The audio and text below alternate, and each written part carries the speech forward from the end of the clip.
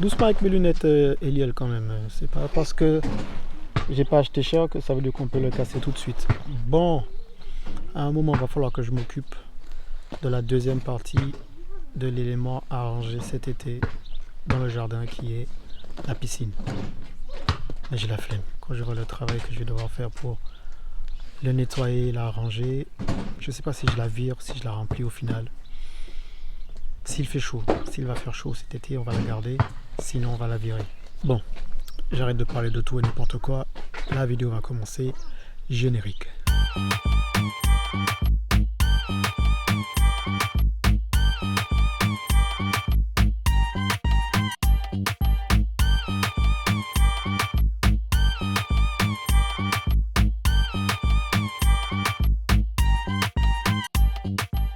La Flow Family, comment ça va? J'espère que tu sais que tu vas passer un agréable moment à chaque fois que tu cliques sur une de mes vidéos. Tu as vu ma tête, tu sais que tu vas passer un bon petit moment. Ouais, on va échanger. Toi dans les commentaires, moi ici devant la caméra. Ok, le micro est prêt, la boisson est ready. J'espère de ton côté, c'est la même chose. Tu as fait ta petite boisson, ton petit thé, ton petit café, ton dulce.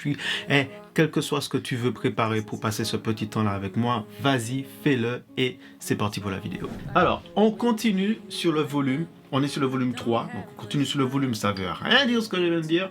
Mais bon, t'as capté, on est sur la suite des événements. Je vous ai demandé de me poser des questions sur Instagram et vous avez été nombreux à me poser des questions, pas mal de questions. Et ensuite, j'ai sélectionné les questions qui étaient d'ordre général pour les regrouper.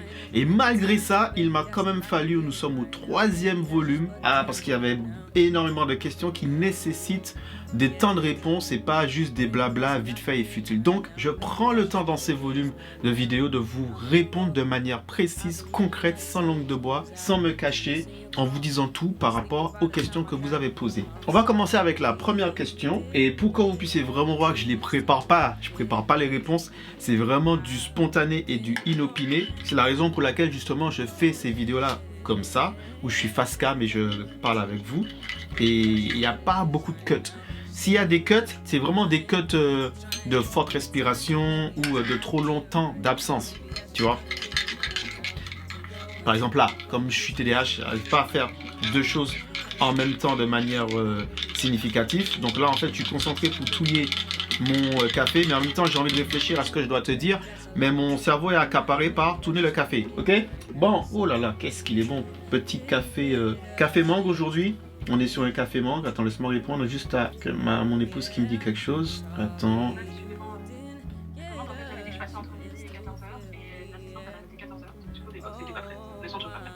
Bon, je sais pas si je vais garder cette partie-là, mais c'est vraiment pour que vous puissiez voir que ce n'est pas scripté et que je vais vraiment répondre à vos questions en les lisant. Donc s'il y a des parties qui ont été cut, à partir du moment où je vais commencer à répondre aux questions, je ne vais pas cut, je vais pas faire de montage pour que vous puissiez avoir mes réponses de manière spontanée et non scriptée. Donc laissez-moi juste le temps d'aller récupérer les questions. Voilà, c'est fait. Bien évidemment, les questions sont anonymes. Je vais pas, on va pas diffuser qui a donné les questions. C'est vraiment de manière anonyme et je réponds. Donc, je vais répondre à la première question. D'où est venue cette passion pour le café? Merci beaucoup d'avoir posé cette question. Et effectivement, alors, passion pour le café, mais je vais plutôt dire intérêt.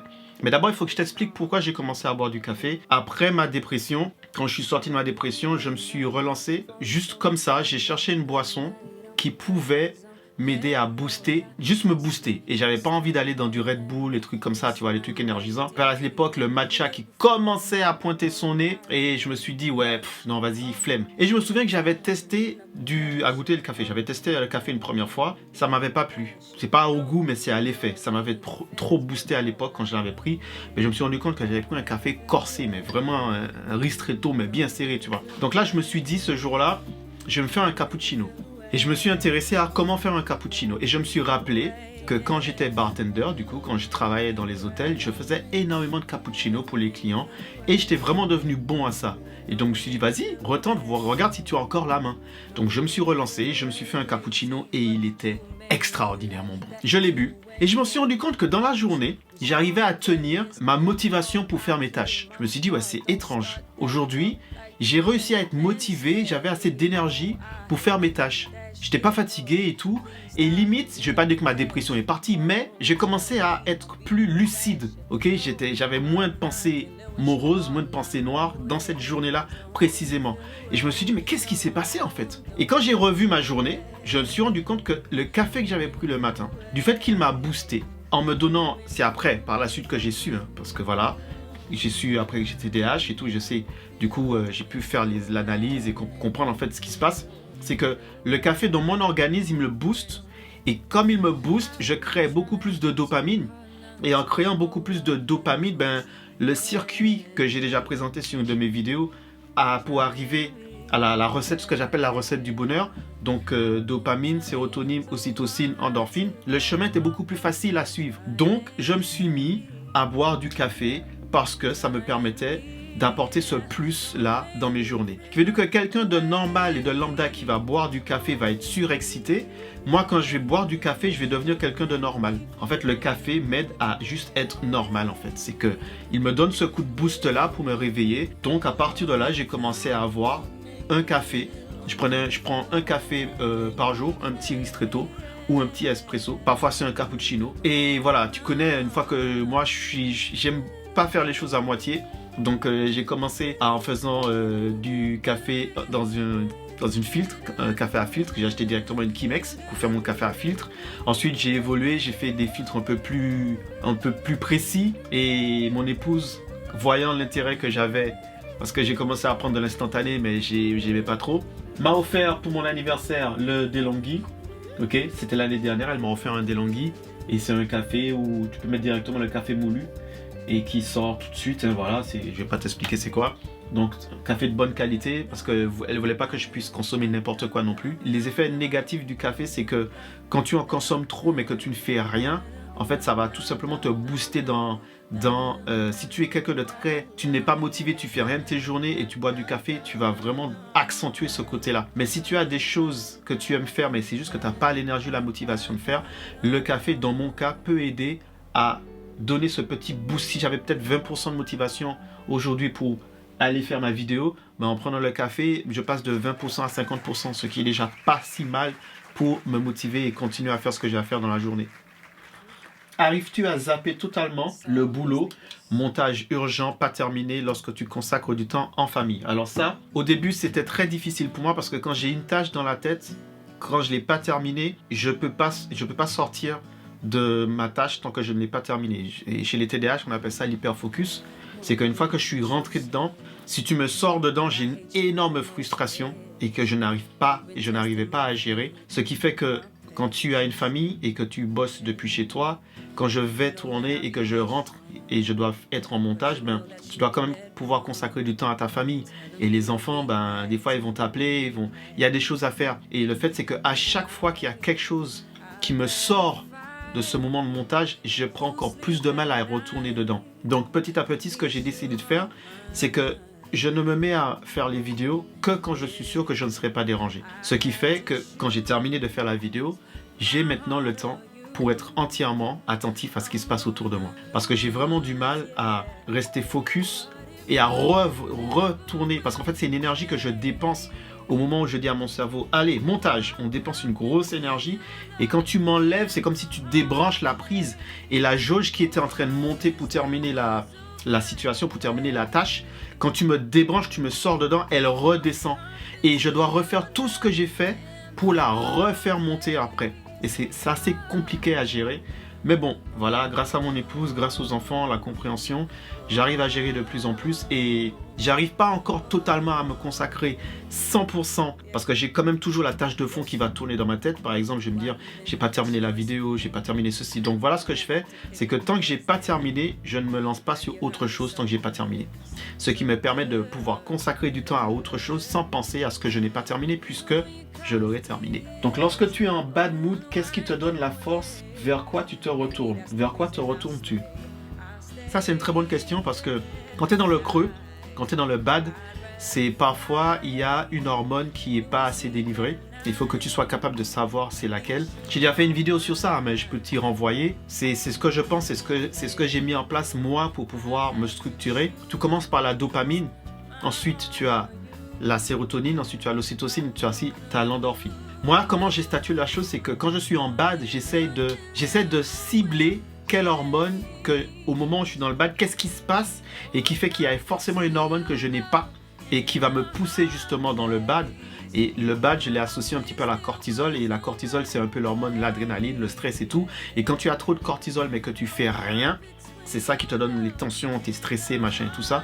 Et parfois, quand tu es dans le bad, c'est que il y a une des hormones que tu as, mais qui est en lac, qui est vraiment en moins. Et j'essaie de la cibler. Donc, si par exemple, je suis en bad dès le début de la matinée, je sais que c'est que j'ai pas assez de dopamine.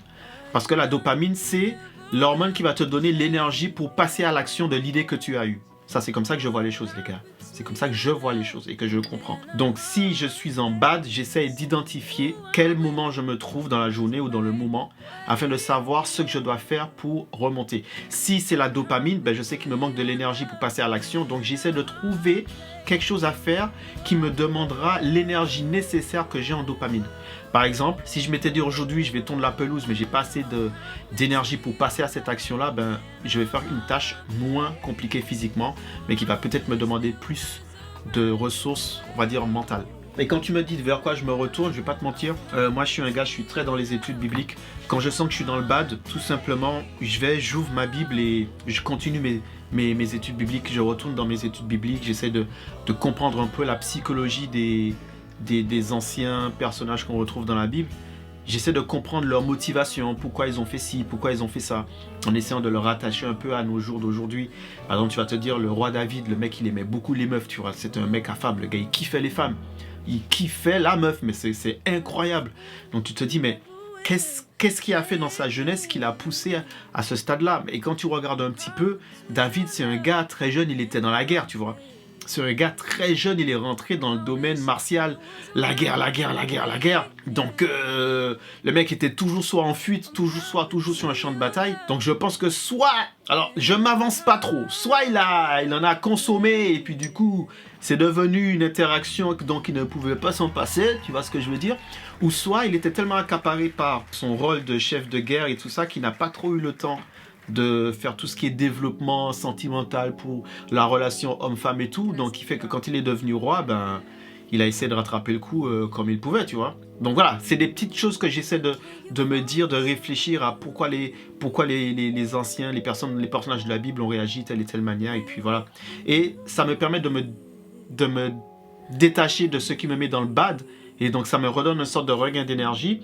Et à partir de ça, ben, j'arrive à mieux gérer ensuite les tâches que j'ai à faire et les choses qui m'ont un petit peu mis en tristesse. C'est beaucoup de remise en question aussi. Hein. Et la musique. Alors là, la musique, mon gars, il y a la musique. Alors là, dès que je suis vraiment dans le bad, je vais chercher soit une musique au début qui va s'aligner avec l'émotion dans laquelle je suis. Et une fois que je l'ai ciblé, j'ai compris, je fais « Ah, ok, tu es triste pour ça, ou bien tu te sens pas bien. » Bim, je vais essayer de switcher avec une musique qui va me booster et m'aider à sortir de cette émotion bad ou négative dans laquelle je suis. Mais en tout cas, je ne vais pas la fuir, je vais complètement sauter dedans parce qu'il faut la consommer pour qu'elle puisse s'en aller après. La foufoune, est-ce un moment vu comme une corvée ou un moment de plaisir? C'est une très bonne question. Alors pour ceux qui n'ont pas la ref, la foufoune, c'est la manière que j'appelle mon gazon, mon jardin. J'appelle la pelouse de mon jardin la foufoune parce que franchement, j'ai 400 mètres carrés de jardin et tondre 400 mètres carrés de jardin, les gars, quand vous n'avez pas beaucoup d'énergie, quand vous avez passé une journée déjà à bosser, machin et tout ça, des fois, c'est chaud patate. Donc, j'ai trouvé un moyen un peu comique, un peu drôle de m'en occuper. Je l'ai baptisé la foufoune. Et des fois, la foufoune n'est pas tondue. Des fois, la foufoune est un peu en mode sauvage. Donc, quand elle est en mode sauvage, tu peux pas trop y accéder. Donc, tu peux pas trop jouer dedans. Donc, il faut la tondre. Il faut un peu légaliser. Pas forcément tout enlever, mais juste avoir un duvet pour que tu puisses bien t'y promener dedans. Tu puisses voir un petit peu où tu mets les pieds, quoi. Donc, oui, la foufoune, c'est devenu un petit moment presque, je vais pas dire de plaisir, mais je prends beaucoup plus d'entrain à y aller, à me dire, il est temps de pouvoir élaguer la foufoune et les alentours afin de pouvoir passer un beau moment. Penses-tu officialiser ton côté formateur en photo et vidéo? J'ai voulu le faire, j'ai vraiment voulu le faire, parce que, alors, Je me jette des fleurs, hein, je vous ai déjà dit. Hein. Jetez-vous des fleurs parce que sinon les autres vous jetteront des ronces. Je sais que depuis le temps que je fais de la photo et vidéo, que beaucoup de personnes qui m'ont approché pour apprendre de moi, il y en a qui ont été capables par rapport à ce que je les ai enseigné, les méthodes que je les ai données, d'augmenter de façon drastique et exponentielle leur méthode, leur manière de bosser. Et il y en a beaucoup qui sont carrément, qui ont lancé un business après avoir pris quelques cours, on va dire une formation avec moi. Donc je me suis dit, vas-y, lance un truc. Donc je me suis testé, j'ai fait des tests avec d'autres personnes, et ça marche, ça a réussi. Pour l'instant, tous ceux qui sont passés sous ma formation ne peuvent pas dire qu'ils n'ont rien compris à la photo et la vidéo, et ne peuvent pas dire qu'ils n'ont pas reçu quelque chose qui leur a été bénéfique. À partir de là, je me suis dit, vas-y, il serait peut-être temps de lancer ton truc en termes de formateur, machin et tout ça. Mais après, vous savez, c'est assez compliqué parce que au moment où j'ai voulu le faire, il y a eu cette expansion avec YouTube, avec TikTok, machin et tout ça, et que tout le monde a commencé à être formateur vidéo, tout le monde a commencé à vendre des formations et tout, et ça a commencé à être mal vu. C'est que, je m'explique dans le sens où ça a commencé à être mal vu, c'est que le gars, il vient, il te dit, si tu veux réussir à faire, c'est comme ça, hein, il faut faire la chose, c'est comme ça. Si tu fais ça mal, il faut pas faire ceci, si tu veux mieux comprendre, prends ma formation, tout ça, tout ça. Et il y a eu tellement d'arnaques dans le sujet et tout, que moi, perso, ça m'a un petit peu dégoûté de me retrouver dans ce positionnement-là. Donc pour l'instant, je me mets en mode formateur uniquement pour les gens qui ont l'envie que je les forme. Uniquement pour les gens qui savent, par rapport à ce que je fais et que je suis, qui savent que je serai capable de leur proposer, de leur donner des skills, une méthodologie qui vont les aider. Ils viennent vraiment vers moi parce qu'ils se disent, ce gars-là, je sais qu'il va m'aider. Vous voyez ce que je veux dire ? Je vais pas, genre, être le mec qui lance des formations à tout va. C'est vraiment, si tu viens me demander de te former, c'est parce que tu sais que je vais t'apporter quelque chose. Et j'ai formé énormément de personnes. J'ai même formé des gens qui ne sont pas dans la photo vidéo et qui maintenant, grâce aux formations que je leur ai données, se débrouillent mais énormément bien. Ils ont même plus besoin. Ils m'appellent même plus. C'est pour te dire, après avoir fait la formation avec moi, ils m'appellent même plus. Tu vois, c'est pour te dire comment ils sont devenus autonomes et qu'ils peuvent lancer directement toutes leurs choses, tout ce qu'ils ont besoin d'eux-mêmes. On me rappelle pour des petites questions, des petits trucs comme ça. Et comment on fait ci, comment on fait ça? Mais en termes général, je ne suis pas encore chaud pour lancer une formation. Sauf s'il y a des gens, si vous êtes intéressés pour que je vous forme et que je vous fasse une formation, ben dites-le moi en commentaire et voilà, je recommencerai comme je faisais avant, qui veut dire les petits moments où on se rassemble et on passe une demi-journée et puis je vous donne un peu tout ce que je connais sur la photo et la vidéo, mais pas que. C'est ça ma force, c'est que je ne parle pas uniquement de photos et vidéos. Si tu devais décrire l'URSAF, que dirais-tu? Alors, l'URSAF, je vois ça comme un moustique. Pour moi, c'est comme le moustique, c'est que c'est chiant, ça fait du bruit. Quand tu le vois, ça te saoule. Tu sais que tu vas te faire piquer. Même si tu en échappes un, il y a un autre derrière. Voilà, t'as capté. Mais je vais pas dire que c'est utile à la planète. C'est que si tu l'as pas, il y a certaines choses qui ne se font pas. Donc moi, j'ai pas vraiment d'avis. Tu vois, c'est comme, il y a des choses que tu peux pas éliminer, il y a des choses que tu peux pas contrôler. Il y a des choses, c'est comme ça. Même si je vais dans la rue et je prends une pancarte et je vais essayer de militer, qui va me suivre? Qui va me suivre? Personne va me suivre. On est en France, les gars. Les gens, ici, on est beaucoup à maugréer, mais quand il s'agit d'y aller, voilà quoi, ça dure pas très longtemps. On l'a vu, hein. Il n'y a pas énormément de choses qui changent. En France, les gens, ils acceptent très facilement les choses. Donc, j'ai pas vraiment de position dessus. Il faut le faire et puis je le fais et puis voilà. Et puis c'est tout. Hein. Et j'ai pas vraiment d'avis précis dessus. Quel est ton plus grand regret dans l'entrepreneuriat? Alors ça, j'ai un vrai regret par rapport à ça. Mon plus grand regret dans l'entrepreneuriat, c'est le manque de soutien de tes pairs. Et en tout cas, je parle de ça par rapport à la région parisienne. Je vais pas dire la France parce que je ne connais pas énormément les autres contrées. Je vais plus penser sur la région parisienne. Quand je voyage, parce que je voyage pas mal, quand je me retrouve à l'extérieur de Paris, je ne suis pas reçu de la même manière. C'est un délire. Juste pour vous donner un aperçu, le dernier voyage que j'ai fait, c'est à Sainte-Lucie. Je me suis retrouvé aux sources chaudes là, dans le Soufre, à côté de la maison familiale et tout. Et j'ai rencontré un gars qui était là aussi et Il m'a vu, hein, et il m'a demandé de faire une... Est-ce que je pouvais... Parce qu'il m'avait avec la caméra dans les mains, et il m'a demandé est-ce que je pouvais le filmer, voilà, il veut faire une petite vidéo et tout. Ah, je dis, il n'y a pas de souci, tu vois, je l'ai filmé, machin et tout ça.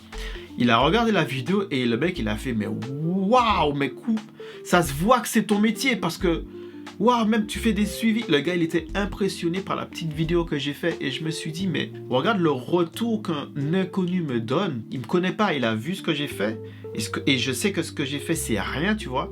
Regarde le retour qu'il me donne. Et toi, quand tu te retrouves avec tes pairs, les gens autour de toi, je demande pas aux gens de me flatter, ni de me saucer, ni de me monter en l'air, mais un retour en fait. Juste un retour tangible et palpable. Pas oui, dans ta tête t'as dit ouais c'est bien. Quand tu as une marque, quand tu fais un produit, tu as besoin du retour des autres afin que tu saches où te situer. Si j'ai pas de retour sur le travail que je fais, comment je fais pour évoluer ?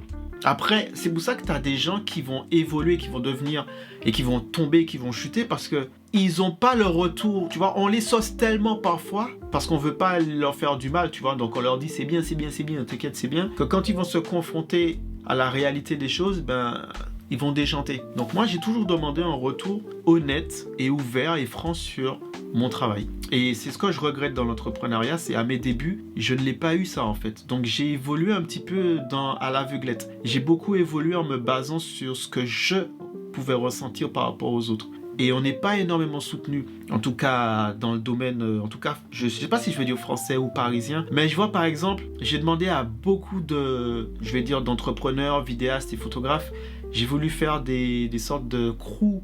J'ai dit, venez les gars, on fait des petites crews entre nous et on se motive les uns entre les autres, tu vois, on lance des trucs ensemble. Soutien zéro parce que ouais, on regarde, t'as 2000 abonnés, t'es personne. Ouais, à l'époque, tu as 500 abonnés sur YouTube, t'es personne, on m'écoute même pas, tu vois. Par contre, tu vas avoir un YouTuber qui fait plus de vues, qui va venir, tu vas les voir, ils vont vouloir le flatter. Oui, friendship, brotherhood, machin et compagnie, t'as capté ou pas? En fait, voilà, ça, c'est mon plus grand regret dans l'entrepreneuriat. C'est le manque de soutien qu'il n'y a pas entre entrepreneurs. Et quand il y en a, c'est uniquement pour du profit, c'est uniquement pour l'avantage des uns et des autres. C'est pas un truc qui est vrai, en fait.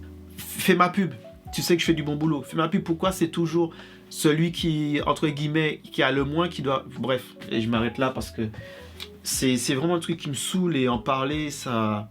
En parler honnêtement, je pourrais passer des heures à t'expliquer le tout, mais on n'a pas des heures, donc...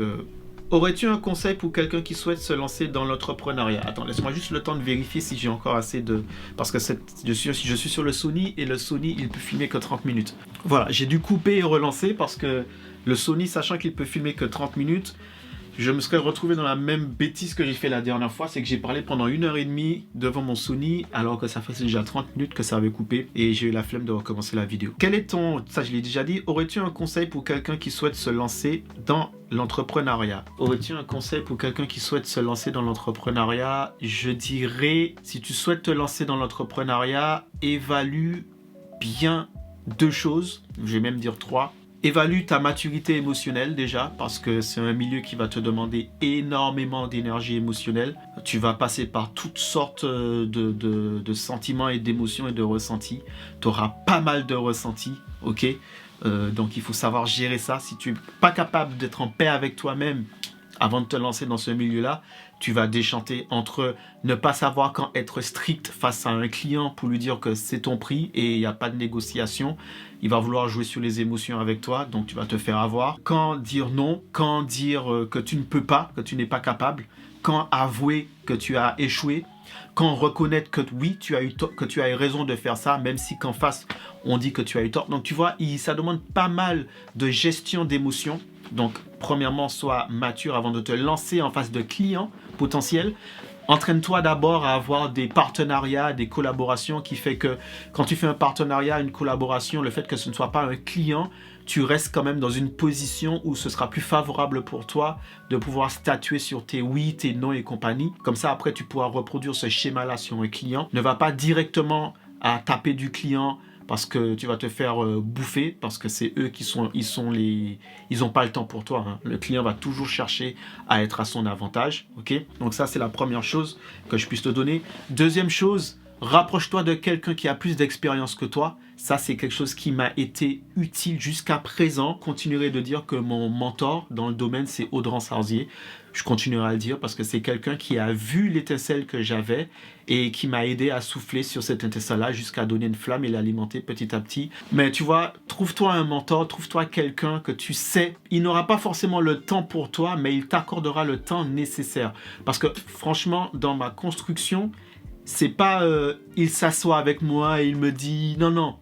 C'est on est là, j'ai tout appris sur le terrain avec lui. Donc trouve-toi un mentor ou quelqu'un à qui tu peux te greffer pour t'aider à monter et à avoir cette connaissance dans le terrain, mais dans le vrai et dans le dur. Pas des mecs sur YouTube qui vont te parler de choses, par exemple, même là, moi, je suis en train de te parler sur YouTube, mais faut pas que ça soit ça qui te dise, voilà, je vais faire comme lui, il a dit sur YouTube. Non, franchement, il faut que tu trouves quelqu'un. Je peux te dire de faire ça, et dans ton cas à toi, ça ne va pas fonctionner. Donc, si tu n'as pas quelqu'un autour de toi pour te montrer que ce que tu fais n'est pas bon et ça ne fonctionne pas, tu vas te dire que moi, je raconte de la D. Donc, trouve-toi un mentor pour avancer. Et troisième chose, fais-toi confiance, bordel. Faites-vous confiance. Ça, c'est une chose que, waouh, beaucoup oublient. Les gars, faites-vous confiance. C'est vous qui avez vos trucs dans les mains. C'est vous qui êtes derrière l'objectif. C'est vous qui êtes derrière votre appareil. C'est vous qui êtes derrière votre ordinateur. Même pour quelque chose que vous faites. Hein. C'est vous qui proposez le service. Ne laissez pas les gens en face de vous critiquer et malaxer et faire ce qu'ils veulent de ce que vous proposez. C'est vous qui dites ce que vous êtes capable de faire. Si tu dis que tu donnes 5 minutes de vidéo, ouais, mais pourquoi tu donnes pas 10? Et si tu veux 10, trouve quelqu'un qui fait 10. Moi, je fais 5 et je les fais bien. Le jour que tu sauras faire 10, tu proposeras 10. Mais ne laisse personne descendre ta confiance. Ça, c'est un truc qui m'a bousillé pendant trop d'années dans l'entrepreneuriat. C'est que j'attendais tellement de retours des autres et quand j'en ai pas eu, que j'ai dû me forcer à me rendre compte du niveau que j'avais en tant que vidéaste et photographe. Parce que des fois, il y a des gens qui ne m'appelaient pas sur des projets, mais qui m'avaient appelé avant. Je ne sais pas ce qui s'est passé. Et quand je vois le résultat de ce qu'ils font, je me disais, mais attends, s'ils ont appelé quelqu'un d'autre, c'est parce qu'il est peut-être meilleur que moi. Et quand je vois le résultat, je me dis, mais oh, really? Et je me disais, mais tu es nul, Odel, parce que regarde, ils ont été obligés d'appeler quelqu'un d'autre. Je dis pas que le gars est plus nul que moi, mais je dis juste que ça, j'aurais été capable de le faire. Donc, qu'est-ce qui a fait que cette fois-ci, ils m'ont pas appelé? Qu'est-ce que j'ai fait précédemment qui font que cette fois-ci, ils m'ont pas appelé, tu vois? Et là, ma confiance, pas forcément en moi, mais dans le résultat que je pouvais apporter, commençait à descendre. Je me dis que peut-être que j'ai une vieille qualité, peut-être que je filme pas bien, peut-être que c'est mes cadrages, peut-être que c'est mes montages, bref. Je me suis dit plein de choses. Après, je voyais des choses sortir, je me disais, mais même moi, je fais des trucs équivalents, voire mieux, en termes de rendu, en termes de qualité, en termes de colorimétrie, en termes de proposition artistique. Et c'est là que je me suis dit, tu vois, faut que je revoie les choses différemment. À partir de là, j'ai commencé à plus avoir confiance en moi, tu vois. Donc voilà, ce sont les 3 choses que je donnerais à quelqu'un qui se lance dans l'entrepreneuriat. As-tu eu un jour l'envie d'abandonner l'entrepreneuriat? Alors là, mon gars, attends, je reviens parce que là, j'ai plus de batterie dans mon écran retour. Je reviens. Bon, ok, je vais lui mettre une grosse batterie, sa mère la poulpe. Voilà, comme ça, je n'aurai pas de problème. Parce que le Sony que j'utilise, c'est le Sony A7R. 3, R pour résolution. Il n'a pas de retour, en fait. Il n'a pas d'écran retour. Qu'est-ce qui se passe là? Ah, déchargé. Oh my... J'ai pas de batterie de disponible là? Yes, on est de retour. C'est cool, c'est cool. Alors, qu'est-ce que je disais tout à l'heure? Aurais-tu un conseil pour quelqu'un? Ça, j'ai déjà fait. As-tu un jour l'envie d'abandonner l'entrepreneuriat? Oui. Je vais te donner l'année. Après le vide, j'ai eu j'ai eu une crise de... J'ai fait une crise de panique, une crise d'angoisse. Ça m'a bien pris au moins 1 an. Ça m'a pris 1 an pour sortir de cette crise d'angoisse-là, crise de panique et tout. Merci à mon épouse. Mon épouse m'a beaucoup aidé.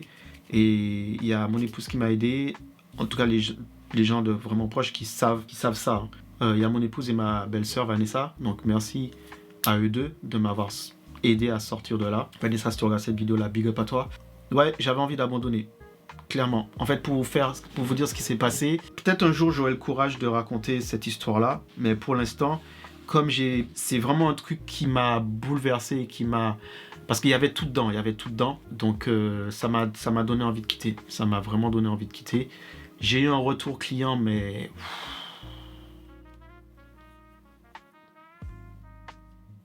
Ouais, c'était chaud. C'était chaud.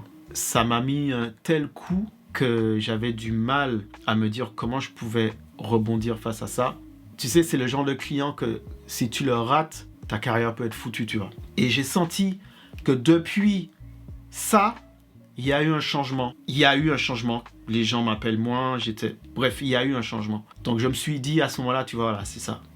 Ça a tourné, c'est bon. Je suis cook. Tu peux faire 20 ans carrière en faisant tout bien dans ce domaine. Je compare pas ça à un chirurgien, mais c'est pour que tu puisses voir la coalition que je vais faire. T'es chirurgien, ça fait 40 ans. Tu opères des gens, tu sauves des vies, tu vois.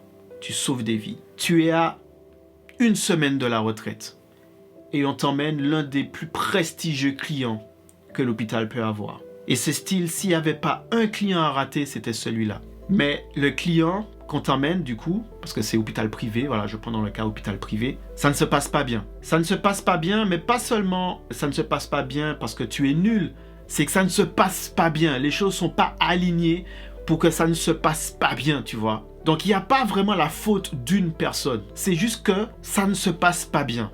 Et comme tu es le dernier à être en contact avec cette personne-là, il se trouve que cette personne-là, voilà, sa vie s'arrête et que tu étais la dernière personne. Donc, tu as fait 40 ans, mais cette unique personne-là était tellement importante par rapport aux autres que quand elle se rattache à ton histoire, elle va limite effacer toutes les autres vies que tu as sauvées.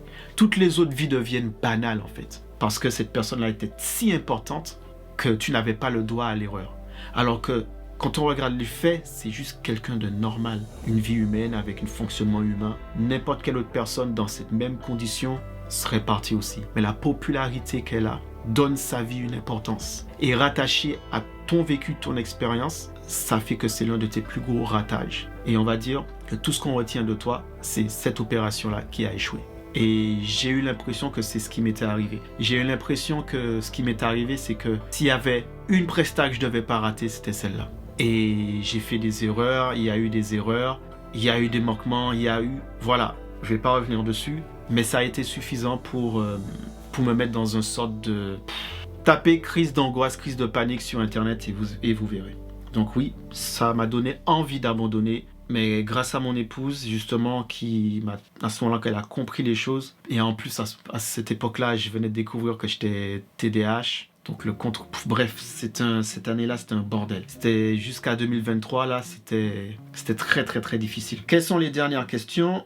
Comment accompagnes-tu tes enfants dans leur talent? J'aime bien cette question-là parce que du coup, c'est vrai que l'éducation qu'on donne à nos enfants, c'est du free way. On les a pas inculqués à choisir quelque chose à faire. En tant que parents, on a juste évolué autour d'eux, on les a juste emmenés, ils ont juste vu ce que nous on faisait. Et ils ont eu soit envie de suivre, soit ça leur a donné l'idée pour faire autre chose. Je prends un exemple avec mon premier-né, mon plus grand.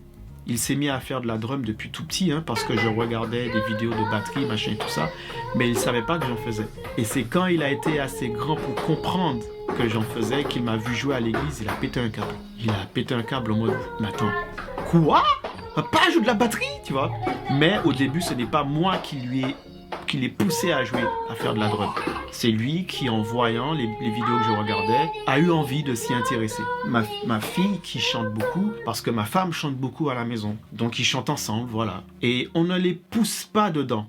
On les accompagne dans le sens où s'ils ont envie de le faire, on met ce qu'il faut à leur disposition. On les aide à s'améliorer. Je lui donne des tips, des trucs de temps en temps, mais jusqu'à ce que ça ne devienne pas un truc qu'il va se dire « Ok, je vais rentrer dedans sérieusement », tant qu'il n'a pas cette motivation-là et que ça reste un échappatoire pour lui, un moment pour qu'il se fasse du bien, un moment de plaisir et tout, je le laisserai gérer. Je vais le laisser gérer ça.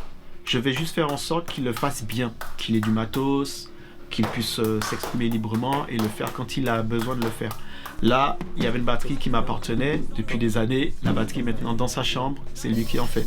Ma fille, elle fait des compositions, elle chante toute la journée. Bref, quand ils voudront aller plus loin, ben, je mettrai tout ce qu'il faut à leur disposition, du matos, de l'équipement d'enregistrement, voilà, tout ça. Mais pour que ça ne puisse pas être quelque chose qu'ils se sentent forcés à faire, j'attends que la motivation vienne d'eux pour justement emboîter le pas et les accompagner dedans. Et comment as-tu décelé leur talent? On a une parentalité très présente avec nos enfants. Pour vous dire les choses, nos enfants n'ont pas eu de nounou, ils n'ont pas été en crèche. On a fait les sacrifices qu'il fallait pour qu'il y ait au moins toujours un parent à la maison. On a eu beaucoup de jugements par rapport à ça. On s'est beaucoup fait juger, mais il s'avère que sur le long terme, on a eu raison. Parce que quand on a vu ce que ça a donné et quand on voit ce que ça donne comme résultat, ben on a eu raison d'avoir tenu bon et de tenir bon avec le troisième. C'est exactement ce qu'on continue à faire. On fait les sacrifices qu'il faut pour que le troisième, qui veut dire Eliel, puisse toujours avoir un parent à la maison qui s'occupe de lui, pas de nounou, pas de crèche. Il grandit avec ses parents et la famille autour pour le structurer, pour qu'il puisse avoir des bases. Et les gens disaient oui, vos enfants ne seront pas sociables et tout. Bon, je le dis là devant tous et ceux qui connaissent mes enfants pourront le commenter, pour le mettre en commentaire. C'est pas de l'orgueil, je suis pas en train de me monter en l'air. Non, c'est juste que je donne des faits par rapport aux choses qui se disaient. S'il y a quelqu'un qui dit que mes enfants ne sont pas sociables, ben, si tu as une expérience à donner par rapport à quelque chose qui est arrivé, ben, mets-le en commentaire. Sinon, il s'est avéré qu'on a fait le bon choix. Nos enfants sont super sociables. Mon fils a beaucoup plus d'empathie que moi. Ma fille a plus de confiance en elle que moi j'avais à son âge. Et mon troisième, mais quand lui il a quelque chose en tête, tu peux faire ce que tu veux, il va aller vers son but. En termes de construction, en termes de stabilité, il s'avère que l'éducation que nous donnons à nos enfants leur font du bien. Donc en étant toujours présent avec eux dans les moments de leur évolution, ben, du coup c'est ça qui fait qu'on a été capable de voir les choses qu'ils aiment, de les aider à s'orienter vers et d'en faire quelque chose afin qu'ils puissent évoluer dedans et toujours avoir des bienfaits, des trucs bénéfiques à le faire. Ma petite qui maintenant se met à la gym. Est-ce que vous pensez que c'est moi qui ai donné envie à ma fille de faire de la gym? Bah non. Mon fils se met au basket. Est-ce que c'est moi qui lui ai donné envie de faire du basket? Non. Ça vient de lui et il est doué. Le bonhomme est doué. Donc on continue à les motiver, à être présent avec eux, à les pousser du mieux qu'on peut. Donc voilà, c'est en étant présent avec vos enfants que vous pourrez voir comment ils vont évoluer, grandir. Je sais que c'est très difficile parce que la société dans laquelle on est pousse à ce que la famille s'éclate. C'est très difficile d'avoir un parent qui reste constamment avec son enfant, au moins jusqu'à ce qu'il rentre à l'école. C'est très difficile, je le sais. Je ne suis pas en train de dire que ceux qui ne l'ont pas fait sont de mauvais parents. Je vous explique une chose et je terminerai la vidéo de là-dessus. Je ne compare pas ma vie aux autres par rapport aux décisions que je prends. Et pas l'inverse. Je ne prends pas des décisions par rapport à la vie des autres. Ce qui fait que comme je ne prends pas de décision par rapport à la vie des autres, je ne vais pas comparer ma vie et la vie des autres par rapport aux décisions que j'ai faites. Si tu es aware, tu as compris ce que j'ai dit. Mais je vais essayer d'expliquer quand même, c'est que une fois que j'ai fait quelque chose, c'est pas pour dire les autres ne l'ont pas fait donc ils sont bons ou mauvais. Non, j'ai fait ce que je semble et ce qui selon moi, est juste à faire pour ma famille. Et je ne vais pas comparer ça aux autres. Certains vivent la vie parentale, tu as un parent qui va bosser, ou tu as deux parents qui vont bosser, leur vie est comme ça. Et je ne vais pas comparer la mienne. Et je ne lui demande pas de le comparer à la mienne. Ok? Et je ne dis pas, ils n'ont pas fait le sacrifice, c'est des mauvais parents. Non, parce que je sais que cette société-là nous pousse à faire certains choix. Ok? Toute la vie est une question de choix. Tu fais les choix qu'il faut pour ta famille. Et il y en a le choix pour leur famille, c'est ça, j'ai fait les miens. J'espère que ces vidéos-là pourront vraiment être utiles à beaucoup d'entre vous.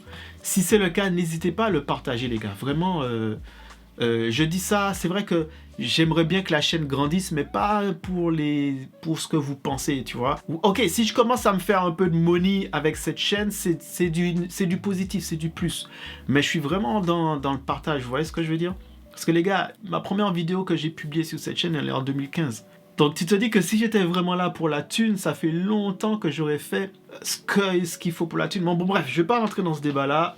Ce sera peut-être encore une fois pour un prochain podcast. Moi, ce que je vous demande de faire, si tu es jusqu'à la fin de cette vidéo-là, si tu es arrivé jusqu'à la fin de cette vidéo-là, merci. Merci beaucoup. Et je vais te demander juste un petit coup de pouce, soit un commentaire, un like ou un partage. Un partage, c'est par exemple, tu fais partager et tu le balances dans ton WhatsApp, voilà, ou sur Instagram et tout. Ça m'aide dans quoi? Ça m'aide à me dire que ce que je fais a un lien, tu vois. Il y a s'il y a quelque chose, je fais pas ça pour rien. Ok, je fais pas ça pour rien. Merci à J-Paul. Je sais que tu vas donner ton commentaire. Franchement, bonhomme, gars, franchement, paix sur toi. Merci, merci.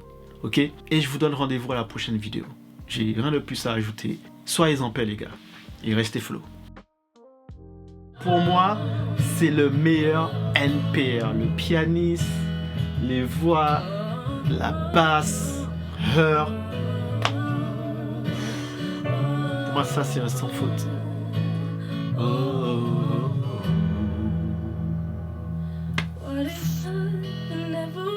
Paix sur vous, les gars.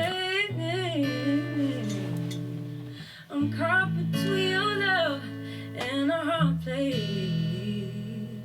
Oh, I wish there was a right way, yeah.